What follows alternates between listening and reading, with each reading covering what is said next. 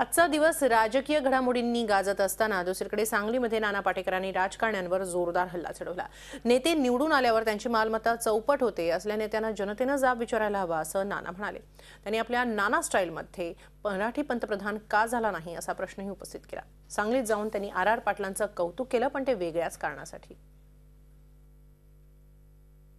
गंमत अशी होते की एखादा नेता कुठल्या तरी विभागातून निवडून येतो, निवडून आल्यानंतर त्याचा होणारा उत्कर्ष वर्षभरामध्ये त्याची प्रॉपर्टी चौपट होते, पाचपट होते, दहापट होते आणि आपण सगळ्यात नपुसकत्व आपल्यामध्ये असतात की आपण त्यांना प्रश्न विचारत नाही की तुमची एवढी प्रॉपर्टी वाढली कशी।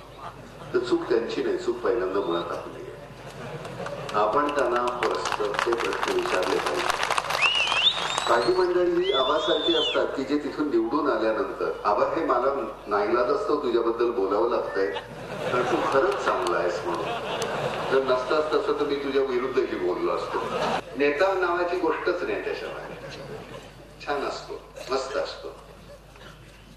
बोलला मला तंबाखू सोडल्या म्हणून। आता सगळं ते काहीतरी वेगळंच आहे, यांची असेल बहुतेक।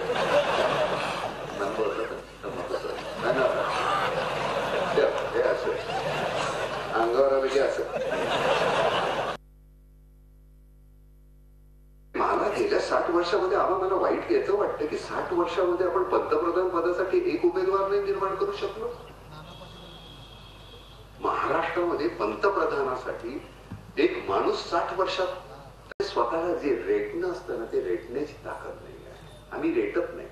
आम्ही फोटो काढायचा असेल तरी नाही जात, तू पुढे हो आम्ही मागे राहू। ही बेसिकली जी वृत्ती आहे ना, शालीन वृत्ती आमची आहे। ते अतिशय शालीन। शरदावानी त्या दिवशी केलेलं स्टेटमेंट फार छान आहे की यशवंतरावांच्या वृत्तीनं आता जगता येणार नाही। झी 24 तास रहा एक पाऊल पुढे।